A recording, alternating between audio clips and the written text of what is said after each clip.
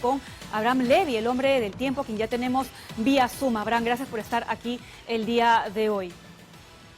Gracias por la invitación, Pamela. Buenas tardes. Un saludo a toda la audiencia de Panamericana Televisión. ¿Por qué se está Esta produciendo tormenta esto? Sí. ha afectado a casi 300 millones de personas, prácticamente la totalidad de los Estados Unidos. Las temperaturas frías han llegado hasta las zonas que están más al sur, como por ejemplo los estados que están en el Golfo, donde viven muchos peruanos, en Texas o en la Florida, ¿no? No son anormales las tormentas invernales de gran magnitud, ¿no? Quienes tenemos algunos años recordamos la tragedia del Challenger, ¿no?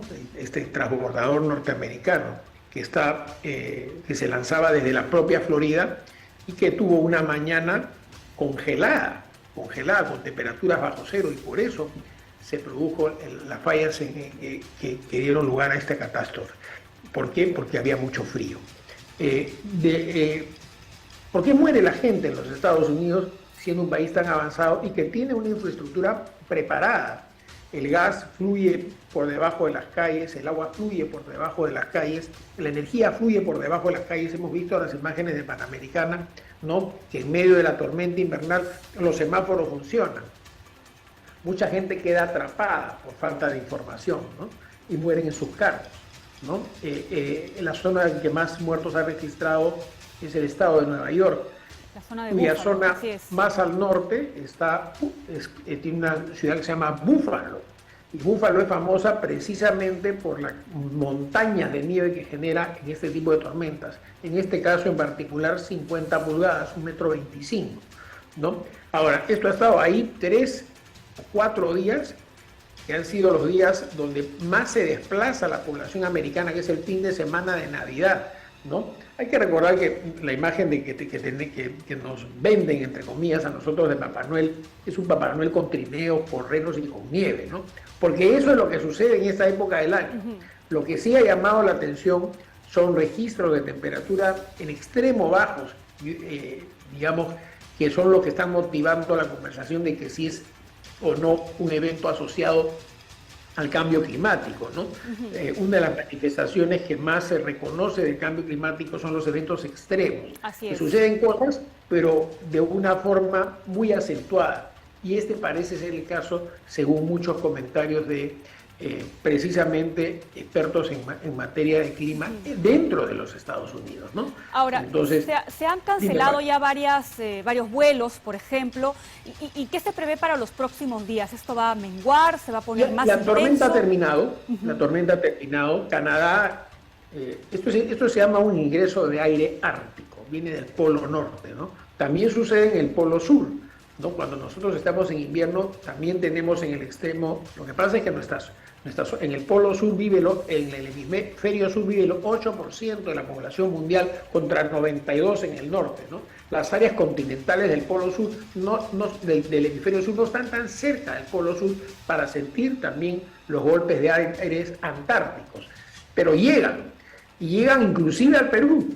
Fíjate que los friajes que nosotros tenemos en la Amazonía son los remanentes de ingresos de aire antártico y invernal, ¿no? Que sí congelan el sur de Chile y sí congelan el sur de Argentina, ¿no? Pero son básicamente áreas oceánicas en nuestro hemisferio. En el hemisferio norte está Canadá.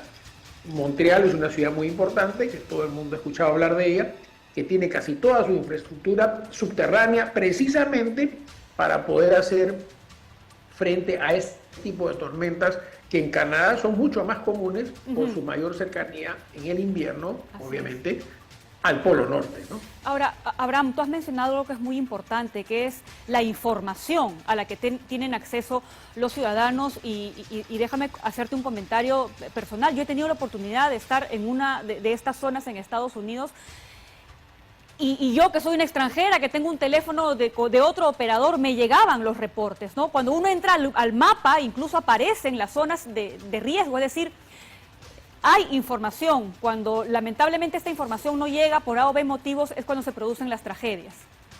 Eso sucede porque Estados Unidos tiene un Estado, ¿no es cierto?, y un gobierno que funciona.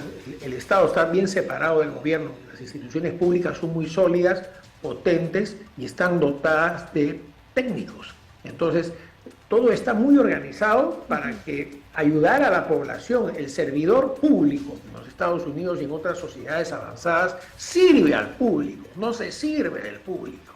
Esa es la diferencia con otro tipo de países como el nuestro, ¿no? Yo no quiero hablar de política, pero el Servicio Meteorológico de los Estados Unidos es una organización sumamente antigua, funciona desde el origen de la Unión Americana, ¿no? Y todo el desarrollo que se ha hecho tecnológico lo utiliza. Y nosotros también nos beneficiamos de los satélites de los norteamericanos porque estamos en la misma longitud en el planeta, y recibimos ayuda de sus modelos climáticos, de todas sus herramientas meteorológicas, y las podemos aplicar en el Perú, ¿no? Pero sí tienen un sistema de información que es óptimo, y los medios de comunicación se encargan de difundirla, ¿no? Acá en el Perú no es así. Los medios de información, esta es una crítica constructiva, yo he trabajado años y he batallado en años para poder tener información meteorológica en los canales más importantes, y me he encontrado con una resistencia que lamentablemente, hay que decirlo, no es culpa tuya, ¿no? Pero ese es un problema, ¿no? Si no le damos la información al público, ¿cómo se va a enterar el público? Pero algo sobre lo que sí deberíamos informarnos, Abraham, y ya trayendo el tema hacia nuestra realidad, ¿no? Porque lo que también nosotros vamos a enfrentar, o ya estamos enfrentando aquí en nuestro territorio, es el tema de la sequía, ¿verdad? Y tú has hecho un comentario que ha sido bastante delicado en las redes sociales respecto a que aquí en Lima nomás deberíamos estar preparados acerca de lo que podríamos enfrentar en los próximos días, en las próximas semanas. Un reservorio, unas lagunas, unos reservorios, unas represas que están preparadas para recibir aproximadamente 280 millones de metros cúbicos de agua. Lima consume alrededor de 2 millones diarios. ¿Ya? Y estos 280 millones, cuando se acaban las lluvias en abril, tienen que estar llenecitos para que nos alcancen hasta que vengan las lluvias del periodo siguiente. Si no llenamos los 280, como por ejemplo pasó en el año 2004, que llenamos 160 y nos faltaban los 120, nos obligó a racionar el agua de Lima, ¿no? No está lloviendo. Panamericana y todos los medios informativos nacionales y regionales han estado difundiendo las noticias de las faltas de lluvia. Hemos llegado al término del año 2022 muy similar en recargas a como estábamos en el año 2003, el año anterior al verano que antecedió al racionamiento de agua en la capital de la República, en la época del gobierno de Toledo. Mucha gente no se acuerda, mucha gente eran niños, eso sucedió hace casi 20 años, y es recurrente, las sequías son recurrentes. Es parte de lo que se llama la variabilidad climática. Lo que hemos alertado es que estamos teniendo poca lluvia, y esa lluvia es insuficiente, ¿no es cierto?, para abastecer a la población, si es que no,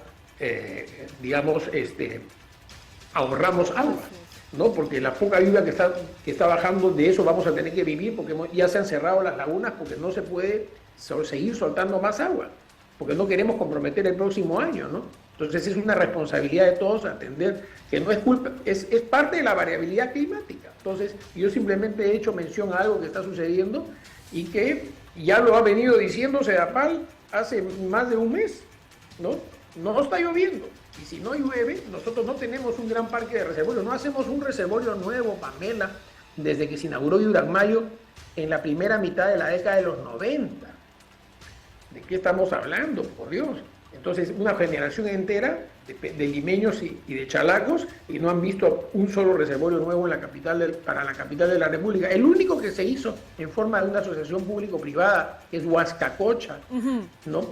Está lleno, pero no puede operar, porque necesita energía, porque hay que bombear 100 metros de altura, es una cantidad de altura importante que hay que superar para un volumen de agua importante de 2 metros cúbicos y pico, y eso está abandonado por problemas de corrupción y problemas legales, ¿no? Y no se resuelve, hace años que no se resuelve. Ahí hay una pequeña reserva que nos podría servir, por ejemplo, el próximo año y todos los años, pero sigue sin resolverse. Y hay ahí un ¿no? obstáculo que hay que superar. Ahora, tú has mencionado, Abraham, que esto es parte de la variabilidad climática, pero Sí. ¿el cambio climático tiene que ver también con esta variabilidad climática? Me refiero específicamente al tema de las sequías, porque uno se pone a pensar qué podría pasar de aquí a algunos años, si esta situación Mira, podría nosotros ponerse cada vez estamos, peor. afortunadamente, muy cerca del Ecuador, en lo que se llama la zona tropical, ¿no? Las tendencias de sequía que estamos, por ejemplo, observando en Chile, que son extratropicales, fuera de los trópicos, atienden a los desplazamientos de frentes de lluvia que tienen una dinámica muy particular. Pero en el caso de los países que somos tropicales, no podemos estar sometidos a sequías de largo tiempo porque tenemos otros fenómenos que nos movilizan la variabilidad de las lluvias, que son el Niño y la Niña. Perú es uno de los países mucho más afectados por ambos extremos. Cuando hay la Niña, generalmente llueve bien en la sierra, ¿no? Ahora estamos con la Niña ya en retirada. Debería llover algo en el verano regularmente bien, pero si la Niña está en retirada, el impacto de la Niña ya no es suficiente. Si viene el Niño, llueve de manera monstruosa, pero en la costa, no necesariamente en la sierra, ¿no?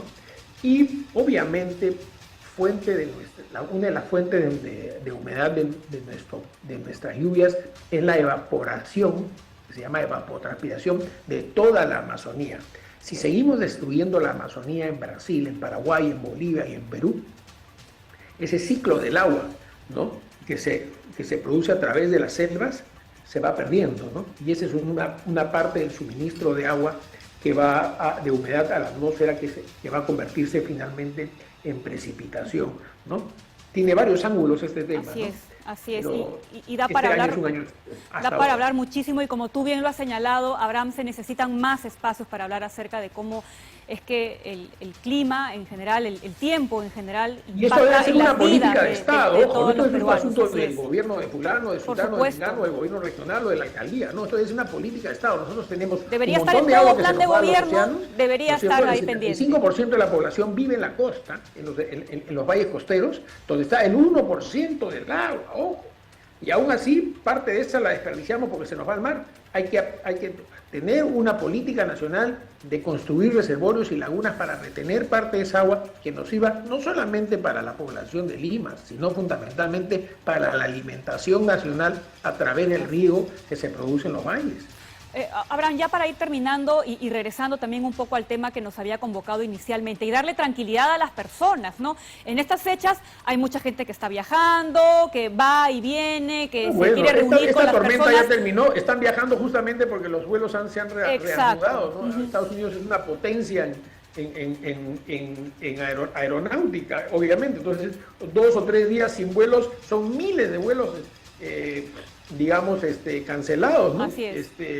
Pero eso ya se terminó. Vendrán otras se abriguen tormentas bien nomás. invernales seguramente entre enero y febrero particularmente, ¿no? Ya en marzo va cambiando la estación y las condiciones empiezan a mejorar para ellos, mientras para nosotros empieza a atenuarse el calor eventualmente. Así es. Gracias nuevamente, Abraham, por